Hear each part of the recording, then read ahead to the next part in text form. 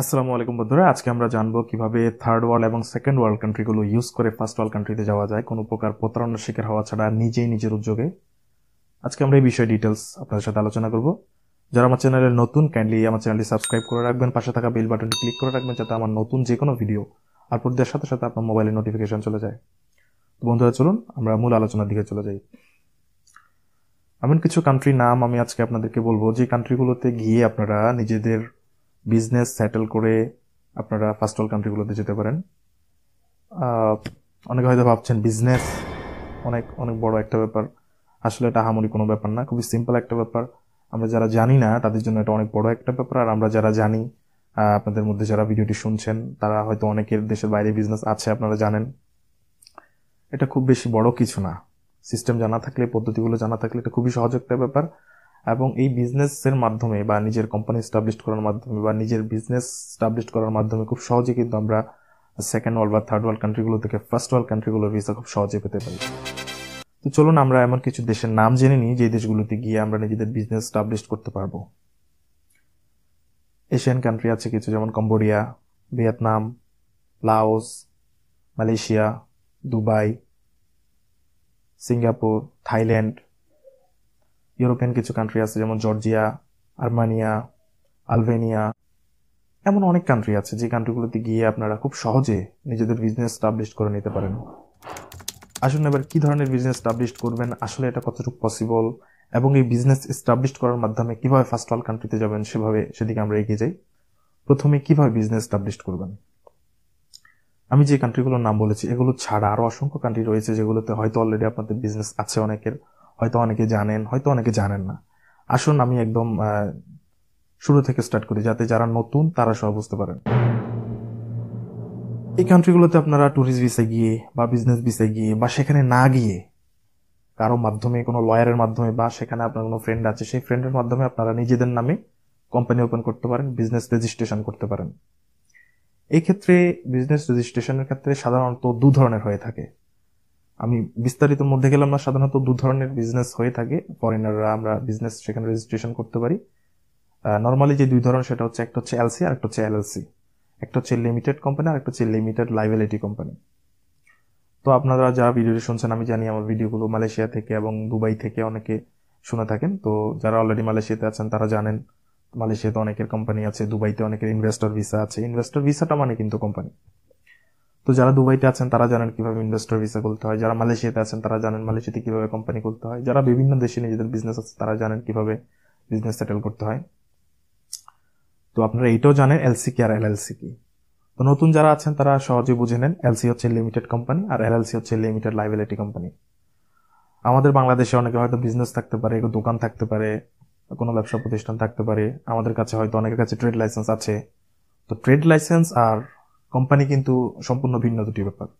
আপনাদের যাদের কাছে ট্রেড লাইসেন্স আছে আপনারা মনে করবেন না যে হ্যাঁ আমাদের তো কোম্পানি আছে তাহলে। তো ট্রেড লাইসেন্স আর কোম্পানি ভিন্ন। নর্মালি আমাদের দেশে ট্রেড লাইসেন্স আলাদা হয়ে থাকে, যে কেউ ইচ্ছে করলে দোকান ওপেন করে ট্রেড লাইসেন্স নিতে পারে, আর কোম্পানির ক্ষেত্রটা কিন্তু আমাদের দেশে ভিন্ন।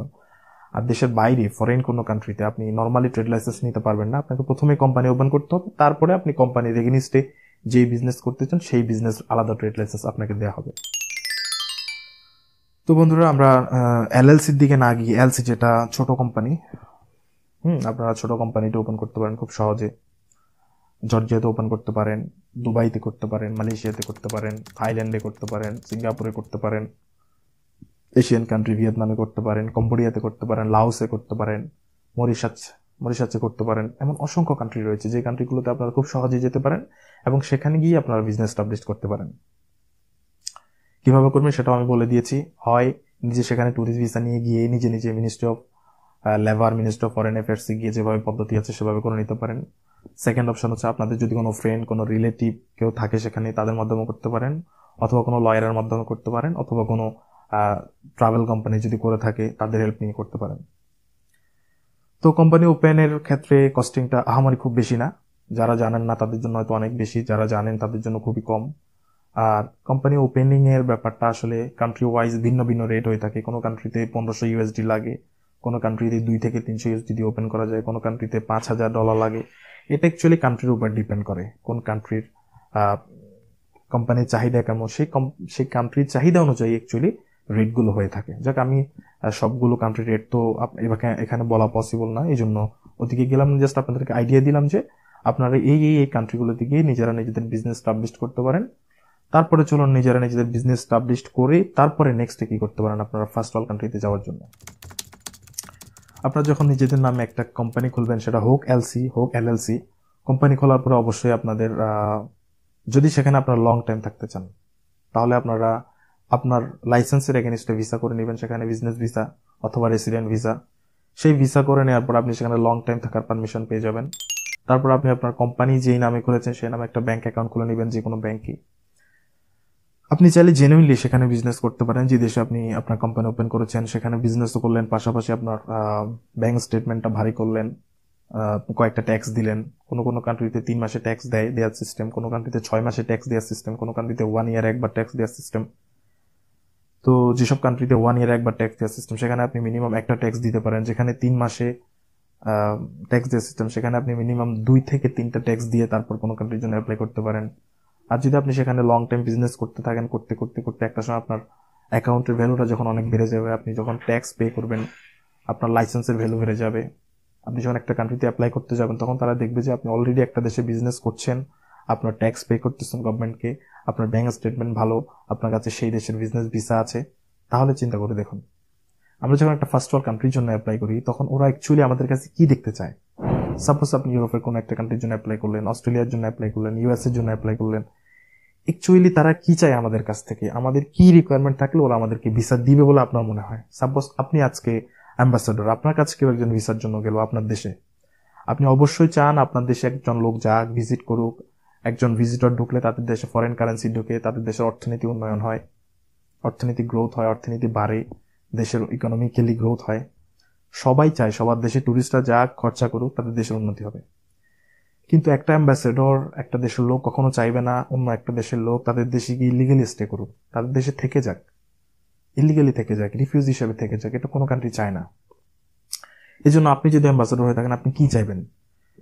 আমি যদি অ্যাম্বাসেডর হয়ে থাকি, আমি যে জিনিসটা চাইবো, যে লোকটা আমার অ্যাম্বাসিতে ভিসা অ্যাপ্লিকেশন করার জন্য আসছে, তার কাছে কি কি গুণ থাকলে আমি তাকে ভিসাটা দেবো। ভিডিওটা অনেক লং হচ্ছে, যদিও লং হচ্ছে, আপনাদের আশা করছি ডিটেলস বুঝে ফেলবেন আপনারা এই ভিডিওর মাধ্যমে। হ্যাঁ, আসুন মূল কথায়। আমার কাছে যদি কেউ আসে ভিসার জন্য, আমি যদি একটা কান্ট্রির অ্যাম্বাসেডর হয়ে থাকি, আমি যে জিনিসটা চাইবো প্রথমে, এই লোকটা আমার দেশে ভিজিট করে ফেরত যাবে কিনা, এটাকে আমরা টাইস বলে থাকি, বা অ্যাম্বাসেডররা বা বিভিন্ন কান্ট্রির অ্যাম্বাসেডর টাইস বলে থাকি। কি টাইস আছে? হ্যাঁ, একটা লোক আমার কাছে ভিসা অ্যাপ্লিকেশন করতে আসলো, তার এমন কি জিনিস তার নিজের কান্ট্রিতে আছে, বা তার যেখানে বিজনেস করতেছে এমন কি জিনিস আছে, সে আমার দেশে ভিজিট করে আবার নিজের দেশে বা নিজের বিজনেস যে দেশে করছে সেই দেশে ব্যাক যাবে, এমন কি সিকিউরিটি আছে, এমন কি গ্যারান্টি আছে। এই জিনিসটা ফার্স্টলি চাইবো। সেকেন্ড যে জিনিসটা চাইবো, এই লোকটা ফাইন্যান্সিয়ালি স্টাবলিশড কিনা, ফাইন্যান্সিয়ালি সলভেন্ট কিনা।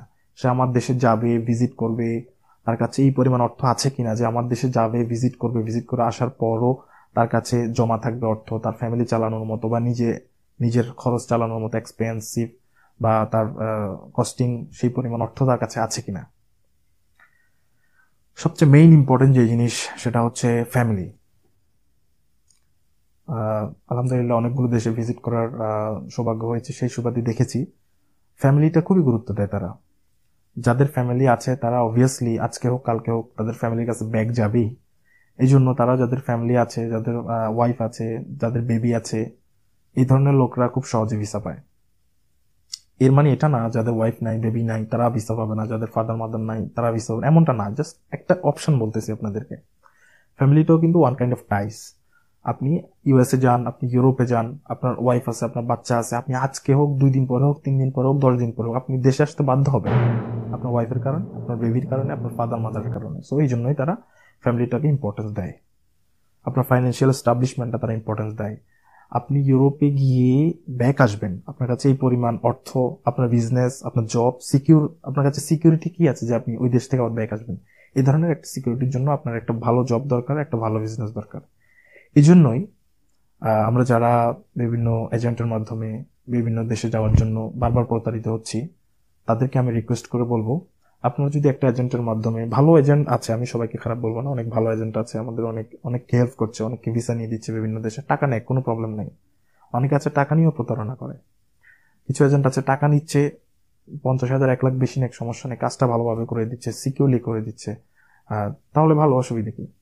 আর কিছু আছে প্রতারণা করছে। এই জন্যই আমি বলবো আপনারা একটা এজেন্টের মাধ্যমে যদি কোনো একটা দেশে যাওয়ার জন্য ট্রাই করেন, আপনাদেরকে কখনো 3 মাস, কখনো 6 মাস, কখনো 1 বছর, এমন এমন লোক আপনারা আছেন যারা 2 বছর, 3 বছর, 4 বছর পর্যন্ত ওয়েট করছেন একটা ভালো কান্ট্রিতে যাওয়ার জন্য, কিন্তু আজও পারেননি। আপনাদেরকে আমি বলবো আপনারা চেষ্টা করুন। সবাই যে করতে হবে বা সবাই করতে পারবেন এমনটা না। যাদের মোটামুটি সামর্থ্য আছে, যারা পারবেন, তারা ট্রাই করুন দেশের বাইরে একটা ভালো মোটামুটি মিডিয়াম টাইপের একটা কান্ট্রিতে গিয়ে আপনারা নিজেদের বিজনেস স্টাবলিশ করুন, সেখানে 6 মাস 1 বছর স্টে করুন, সেখানে গভর্নমেন্টকে ট্যাক্স দিন, নিজের ওখানকার বিজনেস অ্যাকাউন্টটা একটু স্টেবল করুন, ওখানকার বিজনেস অ্যাকাউন্টের ট্রানজাকশনটা একটু হাই করুন, একটু ভালো করুন। তারপর আপনি একটা ফার্স্ট ওয়ার্ল্ড কান্ট্রির জন্য অ্যাপ্লাই করুন। তখন তারা যে জিনিসটা দেখবে, এই লোকটা অলরেডি এই দেশে একটা বিজনেস আছে এবং সে গভর্নমেন্টকে ট্যাক্স পে করছে এবং তার ব্যাংক স্টেটমেন্টও খুব ভালো, সে আমাদের দেশে গিয়ে ব্যাক আসার মতো ক্যাপাসিটি, ক্যাপাবিলিটি, ফাইন্যান্সিয়ালি সবকিছু ওর ঠিক আছে, তাহলে নির্দ্বিধায় আর একটা ফার্স্ট ওয়ার্ল্ড কান্ট্রি, আর একটা ভালো কান্ট্রি, আর একটা উন্নত কান্ট্রি আপনাকে ভিসা দিয়ে দিবে। 100% দিয়ে দিবে এমনটা না, তবে ভিসা পাওয়ার চান্সেসটা আপনার অনেক অংশে বেড়ে যাবে। তো এক্ষেত্রে আমি আপনাদেরকে যেটা বলবো, আপনারা বিজনেস করা অবস্থায় ডিরেক্টলি কোনো ভালো একদম রিচেস্ট কান্ট্রিতে অ্যাপ্লাই না করে আশপাশের দু একটা কান্ট্রিতে ভিজিট করুন। কারণ আপনি যখন একদম, সাপোজ আপনি ইউএস এর জন্য অ্যাপ্লাই করলেন, তো ইউএস দেখতে চাইবে যে, সাপোজ আপনি এখন মালয়েশিয়াতে আছেন, ইউএস দেখতে চাইবে যে মালয়েশিয়ার পাশে এই সিঙ্গাপুর আছে, থাইল্যান্ড আছে, এই লোকটা সিঙ্গাপুর ভিজিট করলো কিনা, থাইল্যান্ড ভিজিট করলো কিনা। সিঙ্গাপুর, থাইল্যান্ড, টুরিস্ট প্লেস এগুলো, এই দেশগুলো ভিজিট না করে এই লোকটা ডিরেক্ট ইউএস কেন যাচ্ছে? আপনার ইন্টেনশনটা এখানে ওরা ধরে ফেলবে যে আপনি ইউএস গিয়ে আর ব্যাক আসবেন না। সো আপনার পরবর্তী ডকুমেন্টেশন, পরবর্তী ইন্টারভিউ সবকিছু বাদ দেখেই শুরুতেই আপনাকে ওরা রিফিউজ করে দিবে।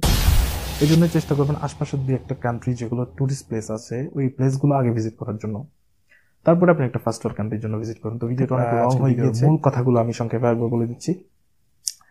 বাংলাদেশ ছাড়া ফরেন একটা কান্ট্রিতে মোটামুটি মিডল ক্লাস, মধ্যবর্তী বা সেকেন্ড ওয়ার্ল্ড কান্ট্রি বা থার্ড ওয়ার্ল্ড কান্ট্রি হোক, এই ধরনের একটা কান্ট্রিতে আপনারা নিজেদের বিজনেস স্টাবলিশ করুন। সেখানে গিয়ে আপনারা ইনভেস্টর ভিসা নিন বা বিজনেস ভিসা নিন, সেখানে একটু স্টে করুন, সেখানে গভর্নমেন্টকে ট্যাক্স পে করুন, নিজের বিজনেস অ্যাকাউন্টার ট্রানজাকশনটা বৃদ্ধি করুন, তারপরে আশপাশের দুই একটা কান্ট্রি ভিজিট করুন, তারপরে আপনারা একটা ফার্স্ট ওয়ার্ল্ড কান্ট্রির জন্য অ্যাপ্লাই করুন।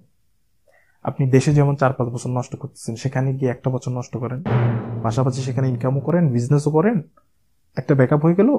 থার্ড, আপনি ওই ফার্স্ট ওয়ার্ল্ড কান্ট্রির জন্য অ্যাপ্লাই করতে থাকেন, তারপর আপনার জন্য বিষয়টা সহজ হয়ে যাবে। আশা করছি ভিডিওটা আপনাদের অনেকের জন্য উপকৃত হবে। তো বন্ধুরা, ভিডিওটা যদি ভালো লাগে অবশ্যই লাইক করবেন, শেয়ার করবেন, যাতে অন্যরা উপকৃত হয়। ভালো থাকবেন বন্ধুরা, আল্লাহ হাফেজ।